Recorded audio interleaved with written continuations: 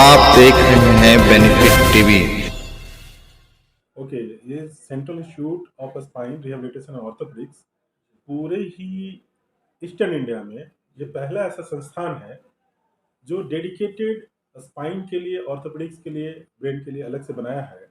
और स्पाइन के लिए खासकर ये उत्कृष्ट संस्थान है जहाँ पे आपको यहाँ से ज़्यादा सुविधा न अमेरिका, जर्मनी, जापान कहीं नहीं मिलेगी। सारी सुविधाएं, खासकर ओ आर्म नेविगेशन रोबोटिक्स, मतलब स्पाइनल रोबोटिक सर्जरी, जो पूरे पूर्वी भारत में सिर्फ आपके प्रदेश में सिसरो हॉस्पिटल में होता है। और यहाँ पे रोबोटिक सर्जरी कराने के लिए आसाम से, इवन कोलकाता से, वेस्ट बंगाल से, रांची से, हर जगह से पेशेंट आते हैं।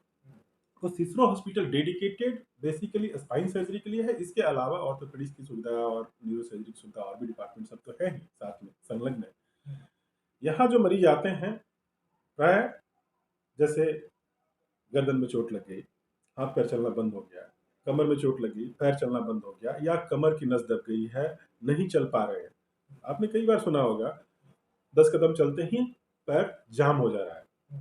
तो ऐसे जो मरीज होते हैं बहुत कॉमन मरीज है। कमर में दर्द है, पैरों में जा रहा है, साइटिका हो गया है, पैरालिसिस मार दिया पैर में, पेशाब पैखाना भी बंद हो गया है, या गर्दन में नस ब्लॉक हो गया, हाथ पैर चलना बंद हो गया है। तो ये जो आप नॉर्मली पैरालिसिस या लकवा समझते हैं, तो इनके लिए ये उत्कृष्ट संस्थान बनाया गया है जहाँ पे आपको वर्ल्ड की वो हर सुविधा दी गई है जो मौजूद है कहीं भी। Endoscope, microscope, robotics, neuro monitoring, Midas Rex, micromotor drill system, complete system, जो बेस्ट टेक्नोलॉजी अवेलेबल है वर्ल्ड में कहीं भी, वो आपके बिहार में है। और पूर्वी भारत में एकमात्र संस्थान है जहां पर ये सुविधा रोबोटिक्स की उपलब्ध है। रोबोटिक्स का फायदा ये है कि स्पाइन सर्जरी में या कॉम्प्लेक्स पेल्विक सर्जरी में कॉम्प्लिकेशन के चांस नहीं है।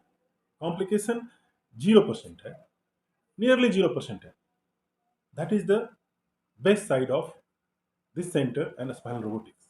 आपके अस्पताल में गरीब मरीज के लिए इलाज करने के लिए क्या क्या सुविधाएं देते हैं, किस तरह हेल्प करते हैं? राइट, एक्चुअली इस हॉस्पिटल में हर तबके के लोगों के लिए सुविधा उपलब्ध है। ऐसा नहीं है चाहे जो पैसे वाले हैं वो या गरीब है वो, काम किसी का रुकता नहीं है। पैसे का काम नहीं रुकता है। आयुष्मान, मुख्यमंत्री सहायता राशि एवं अन्य संस्थाओं के द्वारा जो मदद मिलती है, इससे हम गरीब से गरीब मरीज का भी इलाज कर पाते हैं। जो भी सुविधा, जो भी एक सरकारी अस्पताल या एक इंस्टीट्यूट में जाने के बाद एक मरीज सोचता है कि नहीं भाई यहाँ हम आए हैं, तो ये भी इंस्टीट्यूट है, सेंट्रल इंस्टीट्यूट है।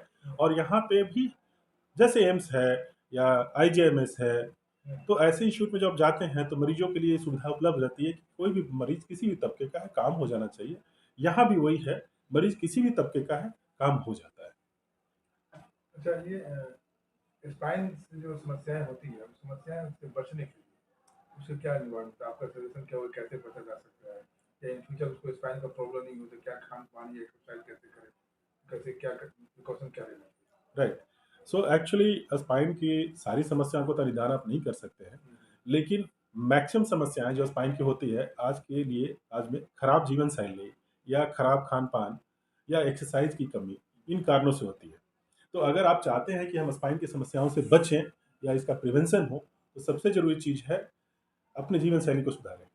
तन के चलें, तन के बैठें और कम बैठें, लगातार नहीं बैठें। लगातार बैठने से समस्या होती है, और खासकर कुबड़ निकाल के और गर्दन मोड़कर लगातार बैठ के मोबाइल देखना या लैपटॉप पे काम करना या ऑफिस वर्क लगातार करना, ये बहुत कॉमन कारण है इस चीज़ का। गलत तरह से वजन उठा लिया, गलत तरह से, जैसे वजन उठाने का जो तरीका होता है या झुक के वजन उठाने का तरीका, घुटना और कमर बिना मोड़े आप सीधा ही कमर के बल मुड़ गए, तो सीधा कई बार उसी से डिस्क कोलैप्स हो जाता है और एकाएक सयाटिका की शिकायत होती है। जैसे कमर में एकाएक दर्द चालू हो गया, सयाटिका हो गया, पैर नहीं चला पा रहे हैं, तो ये होता है इन कारणों से, गलत तरीके से वजन उठाने से, गलत तरह से बैठने से, लगातार बैठने से, और लगातार गर्दन और कमर मोड़ के रखने से।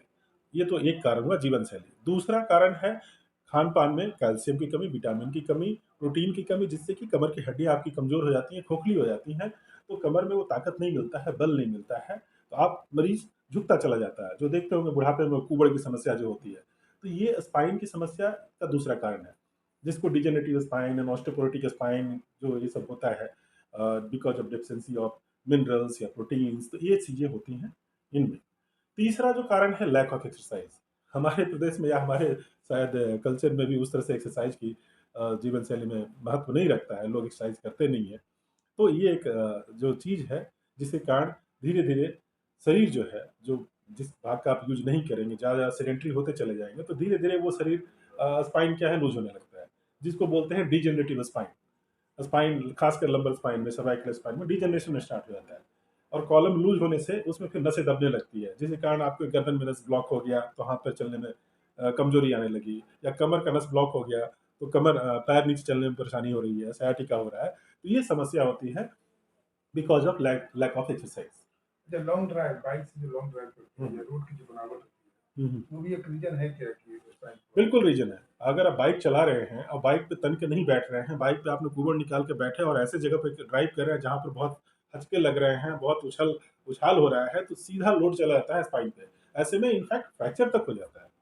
अगर हड्डी कमजोर है, साथ साथ स्पाइन की हड्डी कमजोर है, तो इसी में फ्रैक्चर हो जाता है। खासकर ओल्ड एज ग्रुप में अगर आपने बाइक पे बिठा दिया है या बस में जा रहे हैं जहाँ झटके बहुत लग रहे हैं और अगर आपकी हड्डियां कमजोर हैं, तो उसमें स्पाइनल कॉलम में फ्रैक्चर हो जाता है, जिसको वर्टेब्रल कंप्रेशन फ्रैक्चर बोलते हैं। लास्ट सवाल ये रहेगा कि क्या बुढ़ापे में कोई लंबे आदमी जो है, हम्म। 6 फीट के हैं, 6 फीट ऊपर हैं, उनकी झुकने का चांस ज़्यादा होती है क्या?